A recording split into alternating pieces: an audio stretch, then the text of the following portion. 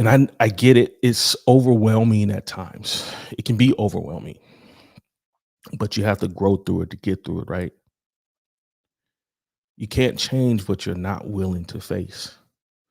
And even although it might be overwhelming at first, that's okay. It's supposed to be. That's the work. It's not supposed to be easy. Work is not easy by proxy. Work is supposed to be hard. And I'm not saying that life is supposed to be hard, but the work that you need to do to change your perspective, because what's happening is you created this program and now you're living in this simulation that you built up around you. And so what needs to happen to deprogram yourself is you need to start asking yourself, what are the limiting beliefs that are holding me back? What are the stories that I'm telling myself? And when you start to ask those questions, fundamentally what happens is you start to build a self-awareness. And your self-awareness, as it grows, as your awareness grows, that's when the transformation begins. That's when you can start to own your own story. But what happens is we don't want to own our own story because we're very good at judging things outside of ourselves, but we're not very good at judging what's happening in our own life or on the inside of us. And so it's our limiting beliefs that's keeping us stuck, which leads me to my next point, which is you have to reframe those negative beliefs. You have to reframe it. You have to change how you're looking at life. And then life would change how it's giving back to you. There are many obstacles that come your way that might present itself in front of you. And what we fail to do sometimes is look at those obstacles as an opportunity for growth. Well, that's the trick. We have to look at those things, those challenges that come our way as opportunities for growth. As I was developing my Drive Alive system, eh, this is my own personal story, and I'm growing through to get through it. Is I wanted to develop this system, this coaching system, become a keynote speaker, and talk on a more mass scale. But as I started to face certain challenges, I started to see the challenges and some of the personal, the shortcomings and failures that I was coming up against as the enemy. Instead of realizing that that in itself wasn't the enemy, what it was feedback. So I had to literally make the shift in my mind to say that this is showing me where I need to adjust and improve because life is not happening to you, it's happening for you.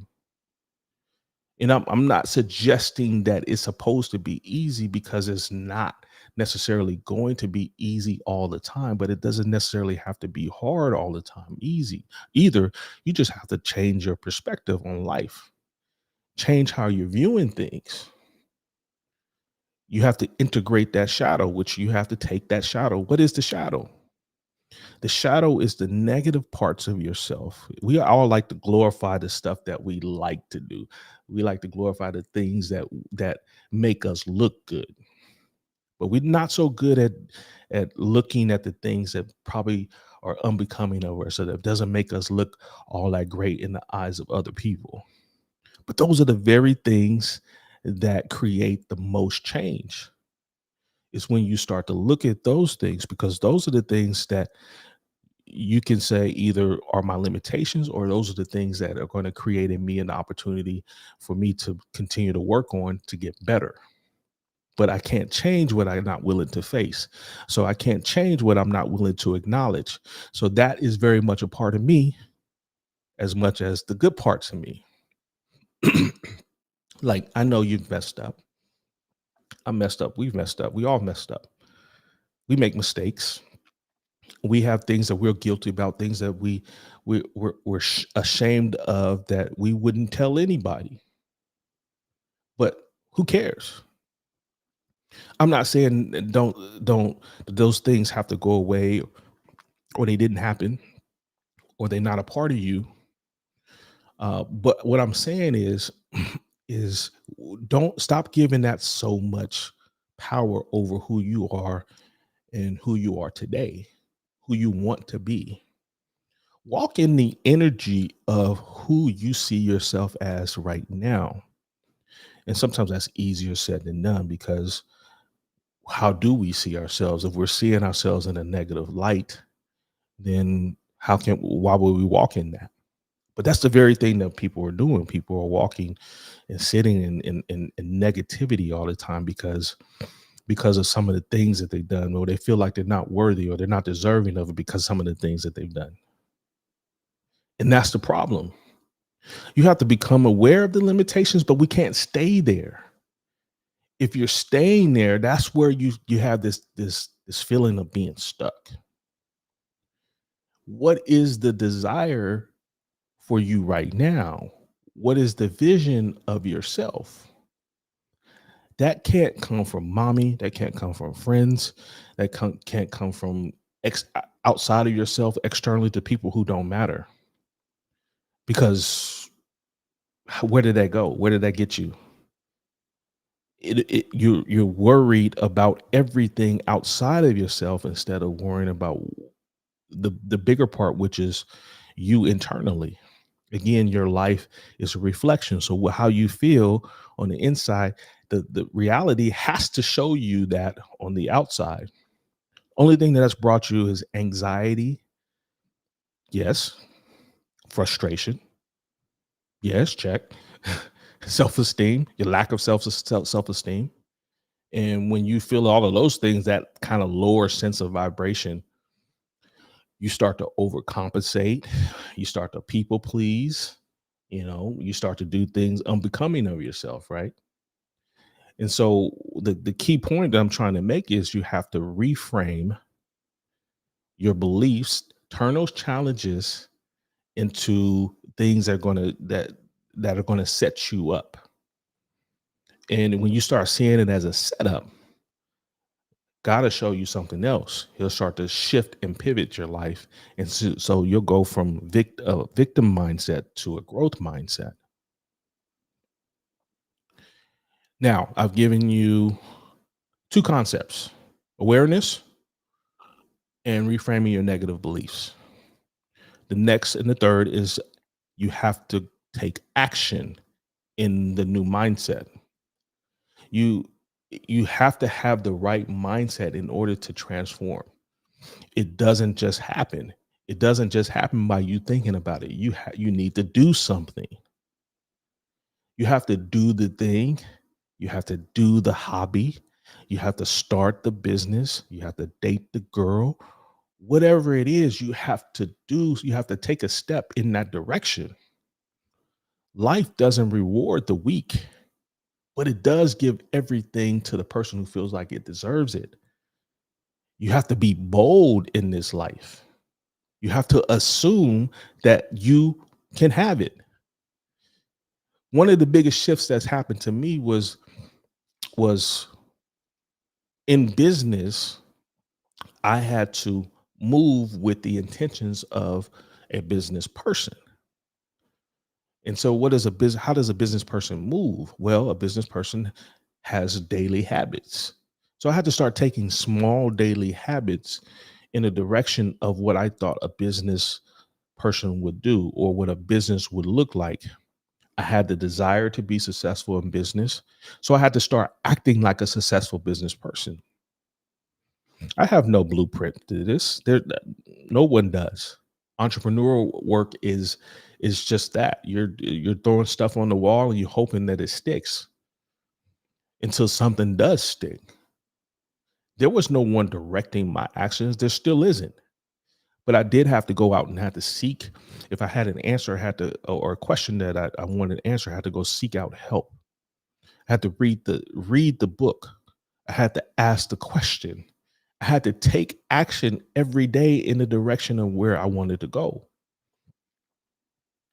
And these little actions eventually started to change my perspective and my approach to life. Because I started to look back on, I said to myself, um, when I start treating this as part time, I used to get part time results.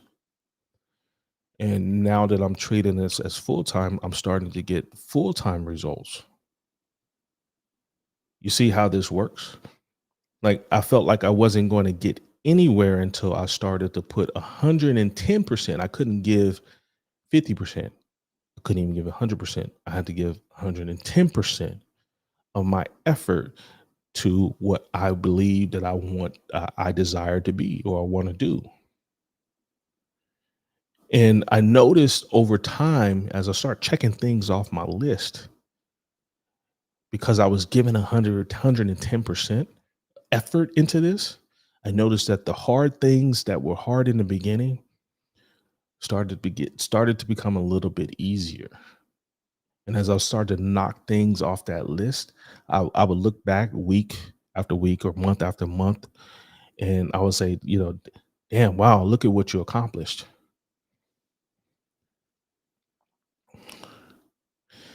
And really, this is how you sustain yourself, right, over time, because you're doing the internal work. You're not looking for the external validation. The internal validation is more. We can go into deeper conversations about that, but that dopamine feeling that you're getting because you're accomplishing your goal and the person that you're becoming, that becomes more of a good feeling than you expecting somebody to approve you. You don't need anybody to approve you, because guess what? They won't anyway. Because most people are too busy and too concerned and self assumed or consumed with trying to figure themselves out. So you're asking for external validation from people who don't even know what to do with themselves. The only validation that matters is not from the outside. The only validation that matters is coming from yourself. And when you start to do that, you start to develop small wins, and those small wins become big wins. Celebrate that. You do. You have to celebrate those big wins, because that's what builds the confidence. And when you start to hold yourself accountable, you start to set the goal and you start to finally finish what you started. Now you start to build some momentum. Your mindset is the foundation of all of this. And becoming aware of your beliefs is going to be the pivot. It's going to be the shift. Reframing those negative thoughts, taking some intentional action and transforming your life in ways that you never thought was imagined, is going to be pivotal for you. Now, if this message resonated with you, I want you to give me the thumbs up, and I want you to share it. Share it to anybody that you feel like needs to hear it. And if you're ready to take your growth to the next level, I want you to check out my consulting program, the Drive Alive Method. I can help you succeed in both your personal and your professional life. The links are in the description. And if you want to take some other actionable steps, I do have an ebook. It's free. Go ahead and check it out. The link is in the description. I also have a beard care line. It's called Stoic. And if you like the beard, check out my beard care line. The link is also in the description. It's going to help you look and perform your best. Remember this. You have the power to shift your mindset. You have the power to heal. You have the power to grow. And you have the power to thrive. But you have to keep moving forward. You got this. I'll see you next time.